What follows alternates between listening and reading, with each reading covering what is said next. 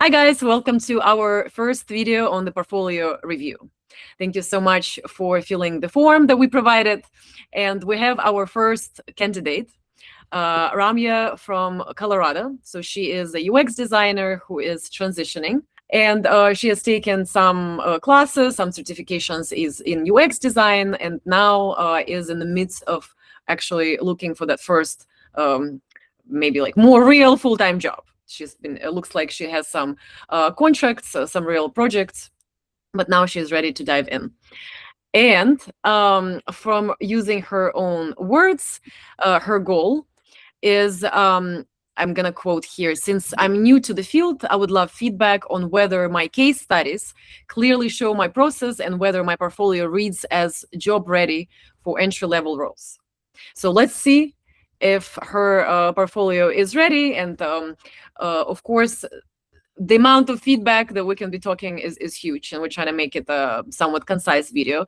So we'll be giving you the list of all the feedback, and in this video we'll just touch upon the most important one. So in our intro video, me and Silu divided different areas in this review, and I'll be taking this number 1, number 2. Silu will take this 4 in the middle, and we will wrap up with 7 and 8, kind of talking about the growth potential and storytelling.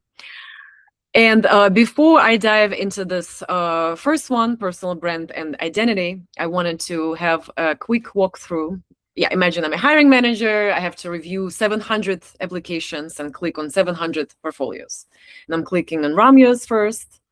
The first thing that comes to my mind is how simple, how well structured it is. And I definitely appreciate that she has this simple menu that will take me to all her projects, about, resume, beautifully done landing page. Here was her tagline, and something that I'm missing in most of the entry-level portfolios is that tagline. And we'll discuss whether this is the strongest tagline for Ramya's case or not, but the fact that it's there, even with her picture, warms my heart. I'm a little bit not confused, but I don't like the fact that she kind of like divides her client projects and personal projects. Especially, she only has one that stands out for me, but we can talk about it later. And then I'm scrolling here. I like the fact that she only has 4, I would assume, of her best projects here versus 10. So I appreciate this. I usually look at 1. So let's have a quick look. Starts with the visual. I love the fact that she starts with the final design. I love the fact that she gives us a summary quickly, the challenge, what problem she was trying to solve, the outcome. I'm missing here, ideally would be like real numbers, how many users signed up, real life numbers. But for now, in terms of just the structure, this is good. And usually in my first scroll, I'm just making sure that she passes the main checklist, problem definition, that she has the visual explorations. This is good. This is that 80% of designs that end up in trash, but it's interesting to see. She has the sketches, which I love, design iterations. Silu, I think you will talk more about it. But so far, I'm liking what I'm seeing. I have the design system here. I'm kind of missing how she arrived at this particular color set. But as a baseline, this is the person who understands, the components of the really basic design system. And I like this. I like this project. So my first pass is like super quick, right? About, I love the fact that she has an image. I'm drawn to this. I think it's a little bit too much info here. But my mind is drawn, when I look at her info, is that she is coming from the engineering background. And to me, likely at this point in 2026, I'll be hiring someone who can do the vibe coding. So to me, this candidate is actually very valuable. She's not just a designer, but she has this strong background. And I'm biased. I'm also coming from QA specifically, right, within the engineering. And I know that QA is really important in QA, basically testing, validating your own designs, and a huge part of our work as designers. So to me, while it's a little bit too much text here, but I'm drawn to her background.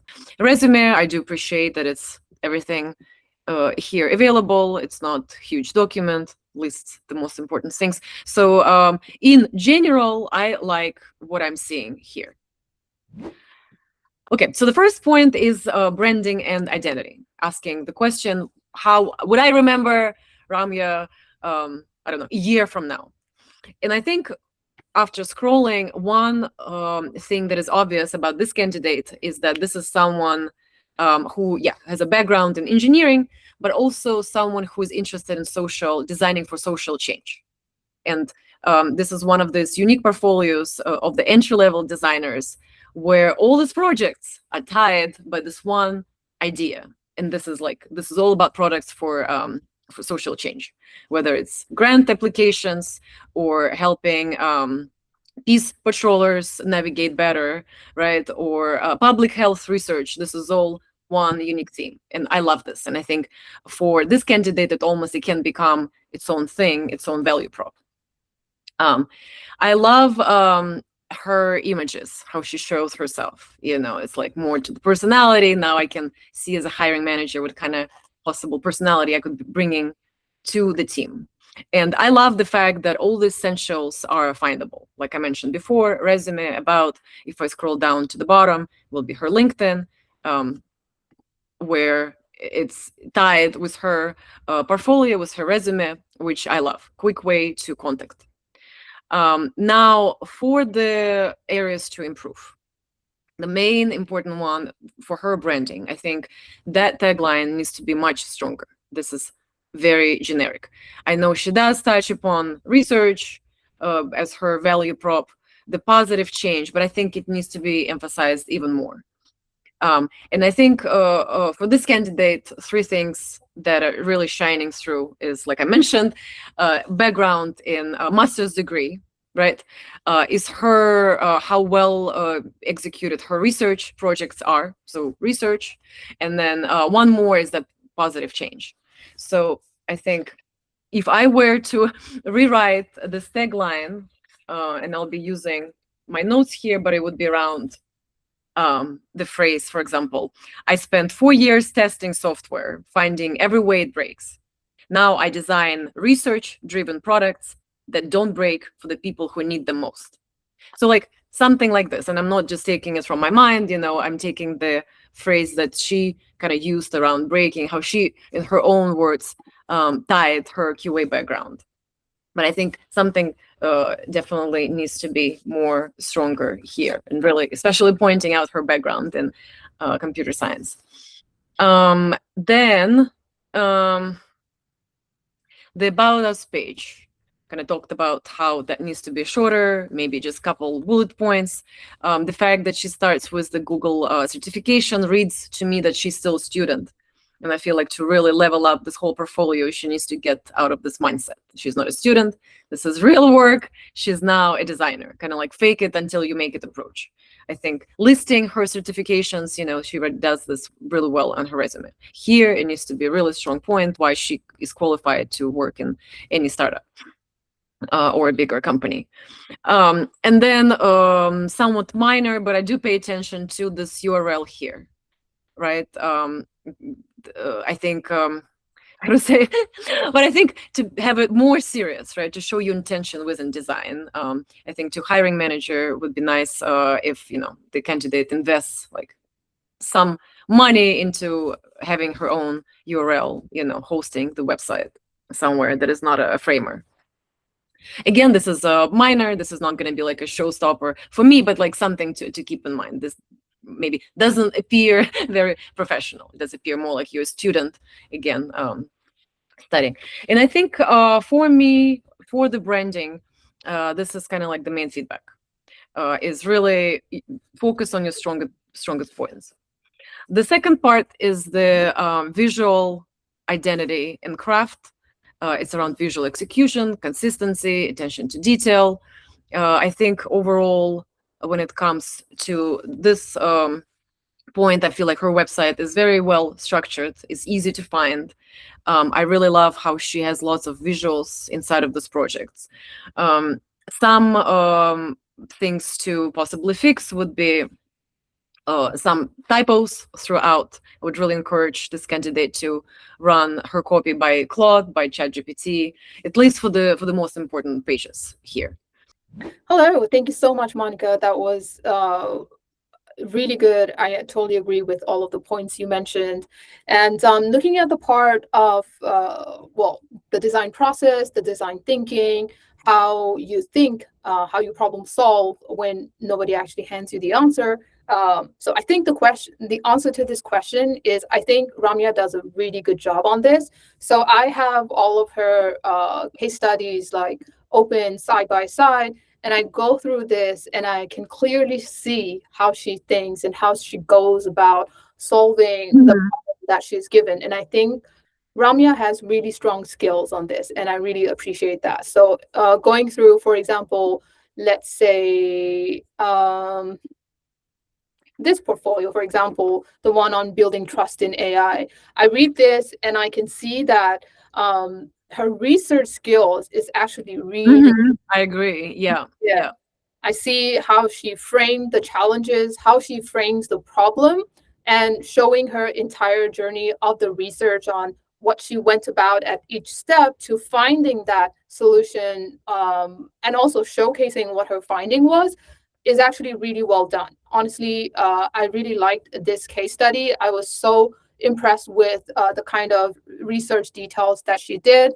And also the same for in this case study, I can see um, her decision making process. And also, I can see in this case study how she was able to pivot when she had to go from yeah, when the when the Mhm. branding of the company changed and she pivoted to a no code platform, how she did that, it was really good. It was a really strong case study. And the same for this, I can see how she frames the decisions that she took, and she shows it through the prototype as well on like what she did. Like that's decision number one, decision number two. It's really her case studies very strong. I'm very much impressed with that. The Mhm. only thing that I would say in terms of like, she has a very good design thinking. The only thing for me, someone who's like trying to understand her brain, I think the only thing I would say is like, if all of these case studies had a consistent structure, it would be very easy for me to understand her brain even Mhm. faster. Just a tiny example would be each of the case in two case studies, I go on and see the title, the final image, and I start with the whole what the problem was, the journey very easily. But in some case studies, I will have to kind of do a second click I've to noticed go that. into Yeah. the case study. I feel like we can jump into. I think it's better to have that consistency in each case study, so that it's easier for me to understand your brain. And the other thing I would just mention is that she's like the animation she uses at certain times is really good, but sometimes it grabs too much of my attention. So I think maybe just use the animation where exactly it's needed, and frame all of the case study in a similar manner. I know each case studies are different, the design decisions, the process are different, but in terms of like using the text hierarchy and the layout in the website, I think that could be made consistent so that I can see how well she does, how brilliantly she thinks even faster. The second part I'm looking at is the innovation and AI, like how she adapts to changing Mhm. tools. So in this one, I would say I think in this one I do see examples of her dealing with her. For example, we can see this case study where building trust in AI. I can see this. I can see that she's already very up to date with AI and she's doing research around it, how people perceive AI, how they are such as context, such as health in this case study is very serious topic. So she's already done a lot of research into this. She knows how people behave around AI content. So I know that she has already stepped foot into the world of AI and she is up to date. But keeping up with like what's going on in the industry, that is one of the things we need to do is keep up with the industry. I think like one thing I would say here is like I can see that in the details of your case study that you're up to the trend, but it'd be nice to see like one quick, a very short case study, not even too long, of like you using AI in your designs so that it's just like right there Mhm. in the forefront. Yeah. And one thing to add, how I mentioned when I first saw her portfolio, in my mind, the light bulb, oh, this is the technical person, and then I saw the background in computer systems, right? And for me, for example, if I need to like build the entire design process using more of vibe coding, right, I would have much hopes on her being able to do it. And yeah, I would agree with you, Silu, that as of right now, looking at this portfolio, I don't really have that reinsurance other than seeing the master's degree in the resume. So one thing to work on, yeah, 100% here, make it stronger. So on the part four, from the part four of the frameworks regarding strategic and system thinking, can you scale? So in terms of this, I think Ramya has done a good job, given though, let's say, like, even though she hasn't had the chance to participate in a bigger team, I can see that she has collaborated with other researchers and UX lead designers.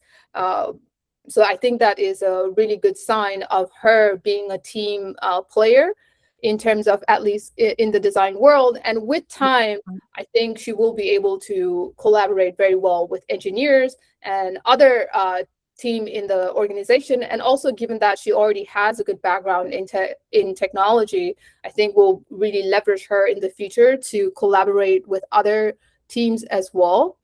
And I can also see, in terms of scalability, I can see that she already has a good design system thinking as well, which we can see in one, which, well, I can see in one of her case study is, about the landing page for Scafina.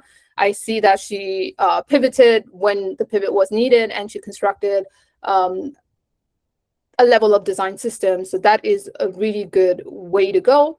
The only thing I would say in terms of system thinking is and scalability would be, if I know it's still this is a big ask, but if we could see a little bit of what kind of business impact her designs had, would be nice to see. And I understand this kind of metrics is kind of hard to bring in, but even like one tiny metric, one tiny impact that it had, even if it's qualitative, doesn't have to be quantitative. It's nice if there is, but understandably, it's hard to get. So even if a qualitative impact, a business impact that it had in the company, it would be nice to see in those case studies. So looking at the sixth part of the framework around project selection and curation, like, do you know your best? Around this, I feel in terms of project diversity, I think Ramya has a diverse types of case study, also different types of clients as well, which is always a good sign on how much you can expand. And we can clearly see you have a very strong hold on working towards bringing positive social impacts. So that already, if somebody's looking for that specific person, like, you are already there. The only thing I would say around here is bringing in your best work first, because we know everybody has a very short attention span. Now we know this very well. So try to bring in your best work at first. And in this case, looking at all of your case studies, I would say bring in the Peace Patrollers case study at the top, because this is one of your very strong case study. It's driven by mobile first approach, which is very common nowadays. And you've also explained the process and showed all of your design decisions here very well with the prototype. So I would say bring this in first, and your second would be the research case study, because we can clearly see you have very strong research skills. And then in terms of like dividing your personal project and your client project, I would say we don't need to divide the personal and client project. You can actually put everything into one, put your personal project at the end, and maybe inside the project, just say that this is one of your personal project, which is good. And that also reduces the decision for whoever is viewing your portfolio to choose whether I want to see the personal project or the client project. And if you put your the best work at front, then that person will have the opportunity to look at your best work, your most strongest skill becomes more visible. So I think that is what I would say around the curation of selecting your projects. Mm-hmm. Yes, still 100%. I would definitely agree with you on that separation. Something that stood out, like I pointed out as well, kind of like that division, personal, not personal.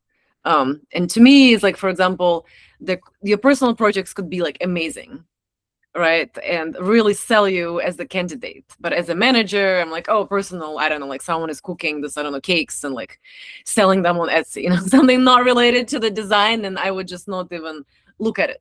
But that could be the project that would actually get you the job. So, yeah, I would just blend all this creative soup in and let the manager decide, right? And have like less decisions to make. Awesome. So the seventh point in our framework is around storytelling and communication. And it's more like if you look on someone's portfolio, do you see a story? And this is definitely the portfolio where I am seeing the story, starting with the greeting of the person, right? Who she is. And then like here's the projects that I worked on. And I think it's very strong in narrative. And also, I really love how this announcement feels like for each project is kind of like this story shaped headings. It's almost like you're reading a newspaper. It's like, yeah, empowering peace controllers, it's like I love the snippets, and it makes me kind of like helps me scan the websites really quick. I love this one. And I also love her honest presentations. Like once you dig in the projects, how she like sharing the challenges and stuff. And this is all speaking to her kind of like ability to be vulnerable, right? And having tough conversations, which I love and appreciate, people like this on my team. So I love this one. Some areas to improve. Well, first off, I would definitely recommend passing all the copy, everything on this website through the text editor. So maybe like through AI, Claude, at least the main projects, proofreading everything here. It's like super minor, but I think overall, the less mistypos you have here, the better. And now we all have all these tools to do this audits relatively quick. So that's kind of like one. Another one is like we already pointed out, but the fact that some projects, for example, this one, I have to click twice to get to the actual story. And that's sort of around the storytelling. I would prefer my journey not to be interrupted. And then I've noticed in general, there is a trend, especially as AI is picking up, for designers who are looking for a job recording videos as their cover letters and sending to the hiring managers, recording videos and hosting them here about them or about the projects. And I think video, even 2-minute video around one of your projects, for example, research, I think this one would be curious for me as a hiring manager to see, assess your public speaking skills in general, how you present your designs, but also a little bit personality. And one kind of idea that I had when I was scanning this one, just because your storyline is could be, if you decide, around social change, right? This is like one really strong point that I'm seeing. So here, imagine as a story, right? Something like how I make design in blah blah blah. In this case, it's like education, right? This one could be how I make change in peacemaking or like social justice or whatever. Here is like clear the public sector. So when I'm scanning, your portfolio, the story is like, hey, I believe in social change. I worked in education and all these sectors. It's almost like you were going beyond these projects, right, into this general statement. It's like, yeah, I've worked in this and this sectors, and it's like speaking to you being a versatile designer, which I love. So that's kind of like wrapping up that number 7 around communication storytelling. But I think, again, it's very strong as it is right now. And the 8th point is around growth and potential. This is more me, hiring manager, kind of knowing or wanting to know how this person envisions themselves in like 5 years from now. Either more like leadership skills, would they prefer to more like dig deeper, right, and expand this way? And I really appreciate this candidate, like her vulnerability, her honesty. This is awesome traits to have. I think one thing Ramya needs to decide is around her own personal story and where she would love to grow. Is it going to be using her master's degree in technical background, right, and more like towards vibe coding with AI, this sort of skills, or is it more research driven? And then maybe it could be even close to PM, right? That trajectory, like she's moving towards the product, just because research is such a huge part of this product experience. Stuff like this, and I haven't like looking at this, I'm not sure, right? And then going her about us page. So it's also like that direction is like in 5 years from now, or like this is the where I'm going is not quite clear, you know. And also, you know, I would go bolder. Like we have a very strong candidate, and here appearing more confident. You know, it's like actively seeking opportunities to apply your skills, but it's more like, hey, you know, I have amazing portfolio. I'm gonna be personally looking for the companies who share my values of blah blah blah and privacy, right? And like sustainability.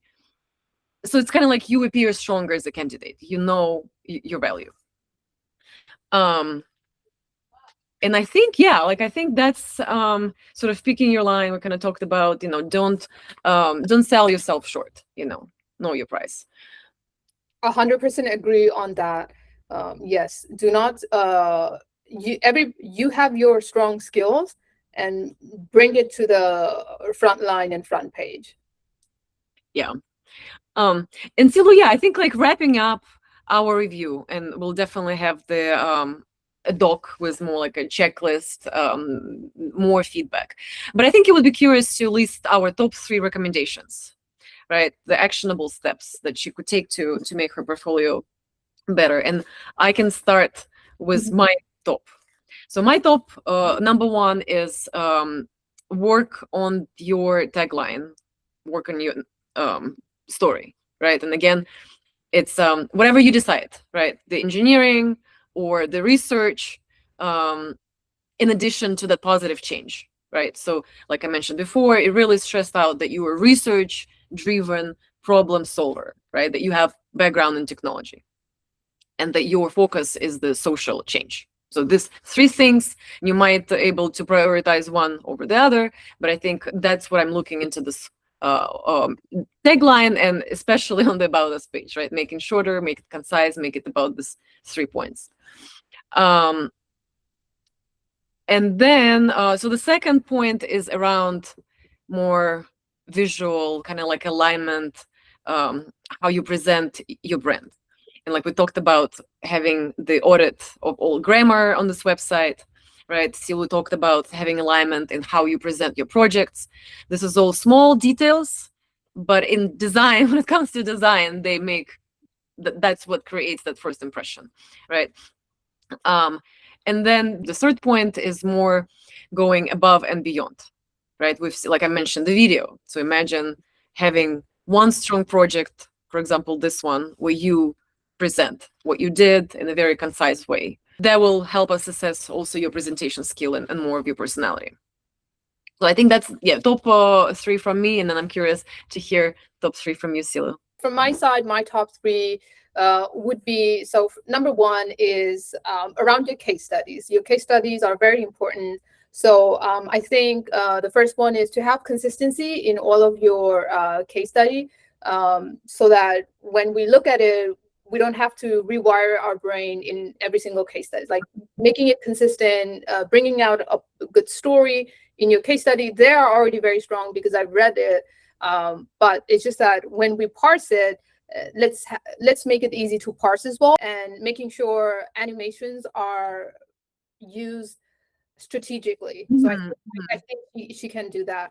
My second point is, again, it's also about case study, but like this is more about being up to date with the trends, which I know she is, and I know that everybody already knows about all the AI tools, but I think it's good to have it in your portfolio, just like one case study, a very tiny one, of you using one of the AI design tools, and it could be just like any kind of like, it could be another of your passion project, but around AI design tools, how you use it, how you strategically think on like what AI gives you and what design decisions you make. So a very small case study around that would be helpful. And my third point is how I think like would be to bring in your best skill on the on the front line, on the front of the page. Like, I think that would be my top three. Yes, the last one being, you have your strong skills, bring those strong skills in front of the page, bring the most strongest case study at the top of the line. Yes, those are my top three. I love it. Yeah. And then kind of like, I think one point that goes without saying, that whenever you're done with your revisions, then you align your resume as well, right? Like the tagline that you have front and center there needs to be on that resume as well, right? Like how you present, the colors you use on the website is the same as well. And going back to her original question, is her portfolio ready? I think the answer, like from both of us, yes, it's 100%. Like it is good as it is. It work, and thank you so much for submitting. She's our first victim, so to speak, of our critical eye. And hopefully we're not too harsh. So I'm excited about the other reviews that we'll have next week.